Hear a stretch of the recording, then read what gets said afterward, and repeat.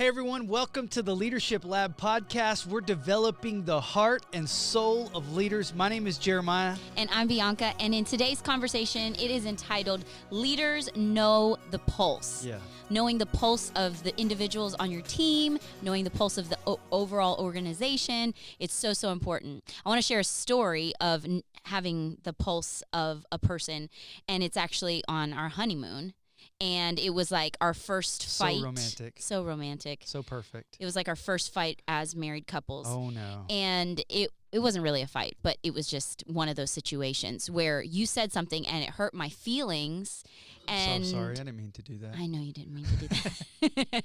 And I'm 21 years old. I don't know how to tell you this hurt my feelings. This bothered me. So I started giving you the silent treatment. The cold shoulder. The cold shoulder. And what was funny is that you did not notice.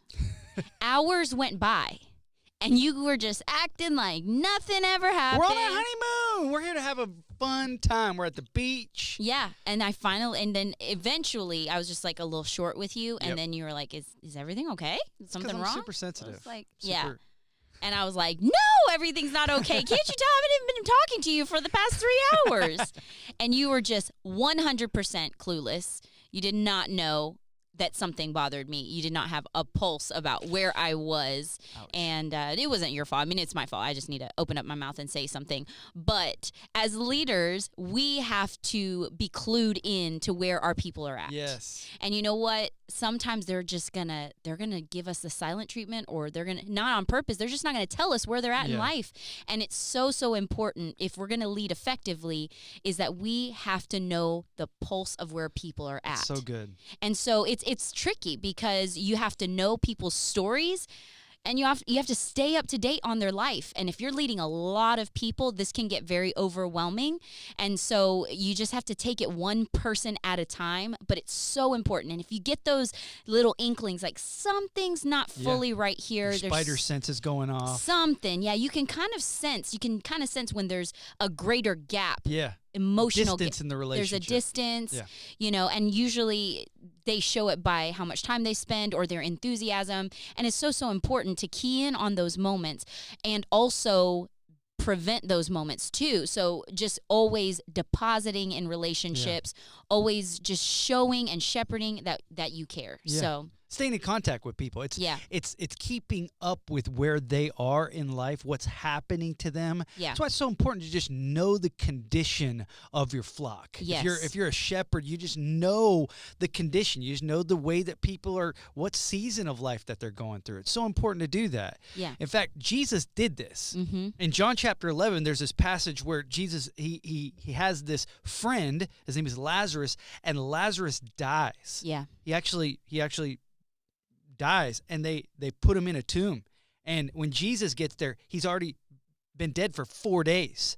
And so there's this whole interaction that Jesus has there with Lazarus's family members, who he's also very close friends with. And Jesus actually knows the pulse so well that he actually begins to mourn with them, even though he was about to do a miracle. It's such a cool story, and how we get to see the leadership of Jesus. It says this in John chapter 11, verse 32. When Mary reached a place, this is Lazarus' sister, when Mary reached a place where Jesus was and saw him, she fell at his feet and said, "Lord, if you had been here, my brother would not have died."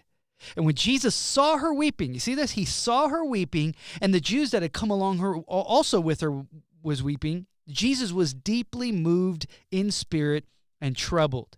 And he asked, "Where have you laid him?" And they said, "Come and see, Lord." And then in verse 35, it says, and this is the shortest verse in the whole Bible, Jesus wept. Think about this. Jesus notices what's happening to this woman. Yeah. And then all of a sudden he says, I'm going to raise him from the dead in just a moment. And that's what happens later in the story. But before I do that, I'm just going to identify with where the people who I'm serving are in their lives. Yes. And it's so important as leaders to remember that's what we ought to do. Yeah. What's so interesting about this whole story is that Jesus knew what was going to happen, and yet he begins to weep. You almost are like, wow, he's so wanting to be with people. Yeah. The book of Romans tells Christians, people who are following Jesus, that we ought to mourn with those who mourn and rejoice with those who rejoice. Yes. And so it's such a great leadership idea for us to grab a hold of, that we can identify with where people are and be right there in that moment with them. And it's so important. And you just have to clue in. You just Yes. got to watch, because people show where they're at just by the way they carry themselves. Yes. I'm recalling a situation with one of our students when we were youth pastors. And I remember when we were transitioning out of being youth pastors, they kind of had this special thing where some of the students shared what meant the most to them. And I remember there was this one female student, she was sharing something that meant the most to her about what I did, and she did not mention a sermon I preached or this event that we did. She said the most memorable thing for her was one of the moments right before service that I could tell that she was a little down, and I just sat down with her and said, "Hey, what's going on? Are you okay?" And I just gave her that extra few minutes. I mean, it was just a few extra minutes, and she was able to pour her heart out and just say, "No, everything's not fine. I'm dealing with this, and this." And she was just able to share that before. And I'm trying to be there for her and be like, "Okay, Lord, you're going to have to cover all the things that I'm supposed to be doing right now, because I need to be here in that moment." But that was what meant the most for her. And that's what builds your leadership credibility with people. John Maxwell is famous in saying, people don't care how much you know until they know how much you care. Yes. There's just something about caring for people, knowing where they're at, what's really going on with them, that just communicates volumes about you as a leader. And then ultimately people begin to trust. Yeah. Because trust is the currency of leadership. Right. And so we exchange our leadership ideas. People follow us because they trust us. And it's so important to build or make deposits into that trust account with people through being sensitive to whatever situations they're facing. And it's seasonal. Not everyone's in the same season. Sometimes there's some people that are they're going through a harder season, and they may need more of your time during that season. Good. And then there's some, everything's going great. They just had their first kid, or they just got married, they're happy, things are going smooth.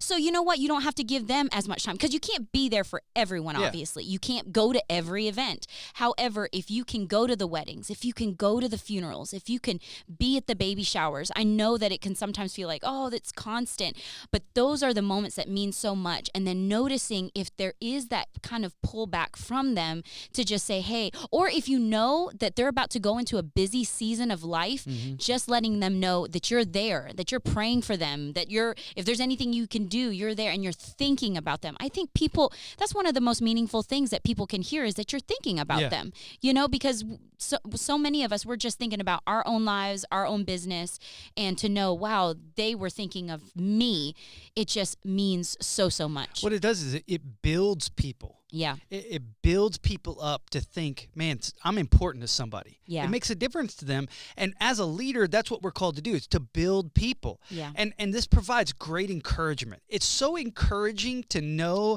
that when I'm going through something, I'm not alone. Yes. And encouragement for people, encouragement is soul fuel. Yes. It just builds them, and it's something that they run on. And so when you can provide encouragement to people, it builds them up so that they can take steps forward and they can make those next steps in their lives. And so be thinking about that this week. Who can you encourage? And encouragement it's so deep, because it's so much more than flattery. We don't want to flatter people. People can see right through that, and we don't want to just throw out shallow compliments. We really want to encourage the heart, encourage the soul, get down deep in there. So how do you encourage effectively? I think there's some specific ways that we can encourage effectively, where someone really feels like, wow, I feel like I can do this. I feel like I can keep going. That's good. So one of the ways that we can encourage people is to encourage, instead of just what they did, that's a great thing, but encourage their character. Yes. I know that means so much to me as a person,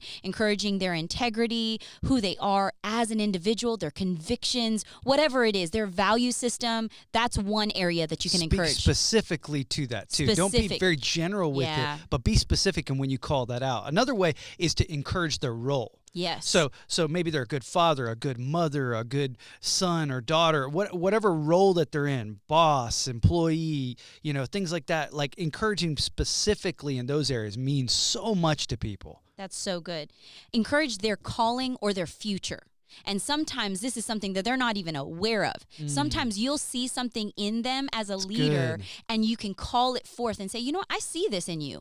And encourage, if they're speaking about dreams like, oh, I was thinking about starting a podcast, or I was thinking about starting a YouTube, like be the person that says, go for it. Yeah. Okay, when are you going to do it? That's good. Encourage that and let them know, like, just go for it. You Yeah. have someone cheering you on, and that they know that there's someone that believes in them. Yes. Because sometimes the people we lead don't believe in themselves. Yeah. And I get that, because we all deal with insecurities. Yeah. So if we can be the person that silences those insecurities and opens up all of the potential and speaks to that, I really feel like people will live up to it. That's so good. And as a spiritual leader, so if you're a spiritual leader in somebody's life, this is actually a very spiritual act, because prophecy is an encouraging word about what lies ahead. And so it really kind of mirrors where you actually can function in spiritual gifts as a leader to then encourage people through that prophecy of what you're speaking to, and what you said, silencing those insecurities and those fears and quieting those voices and say, hey, you don't have to pay attention to those. Let's pay attention to the things that I'm seeing in you, the things that I believe in you, the things that I know are going to really, really come to pass here. And then listen for cues in their lives too. There's just things that come up as like it's almost like a teleprompter, like a cue card. Like it just comes up and you're like, oh, I can encourage that about that person. You know, you can just see that in them, and it could just be something that really speaks to where they're at. What was there someone in your life that was just really encouraging, like in your younger years maybe, where they just spoke a timely word and they were just so encouraging and it really propelled you forward? Yeah. And it's partly why you are who you are today? Definitely. And they're major moments in my life, too. They're like mile marker kind of moments. Yeah. One of the very first ones that I can remember is there was a choir director at this drug rehab that I attended, and I shared him some stuff with him about my past, about some things I was ashamed of. It was really one of those first moments where I kind of like told somebody, and I was expecting him to reject me. And he not only accepted me and loved me, but he then spoke a word about the way that God views me in that moment. And it provided huge encouragement. It went to the scripture. We looked through the scripture together. Wow. Following that moment, there was another guy when I was graduating from this program. He gave me an opportunity to go to another country and start a drug rehab there with him. And then at the last minute, he had some things that changed and he was unable to go. And I'd already bought my plane ticket, already had everything lined up. And he said to me, he said, Jeremiah, he said, this is a great opportunity for you. You're a young man. You don't have a lot of responsibility. You don't have a wife and kids and bills and all this other kind of stuff. You need to go take this. I believe this could be God's next step for you. And man, for him to believe in me like that, to say, hey, you don't have to follow me around. You can just go pioneer your own path because God's going to lead you forward. Man, for someone to believe in you, like I'm going to another country to do a great work. I'm going to pioneer something that's never existed before. Those moments, and I could just go list them all and all, because when leaders do that for you, it creates a place of very firm footing where you can lift up. And as leaders, we get the opportunity to do that. I want to make sure that you understand that it's you. We're talking about you. You're listening, watching to this. Right. You're a leader. Go encourage somebody and watch how they, making their podcast 20 years later, mention you in it, saying, hey, that leader did that for me. If it weren't for that moment, that one little word that they said, I wouldn't be who I am today without it. Yeah. And so look around, and you know who needs encouragement? Because you can find them. It's every person. Everybody. Every person that you see, guess what? They need some type of encouragement because everyone is fighting some kind of battle. Everyone has some type of insecurity, and we can be the one that really pushes them past all of that to fulfill their dreams. So good. So encourage someone today. Yes. Don't wait. Go find somebody and do it. Put it to practice. Yes. So thank you so much for joining in on this conversation. I loved it. It was really good. Now I'm going to be like, okay, who am I encouraging today? I'm pumped up. Yes. So go encourage someone today. Please like, comment, leave a review on the podcast. And we are so glad that you've joined us today, and we'll continue this conversation. Have a great day. If you're enjoying the Leadership Lab podcast, we've got a lot more content for you. Click right here. You can find more videos that will help you grow your leadership.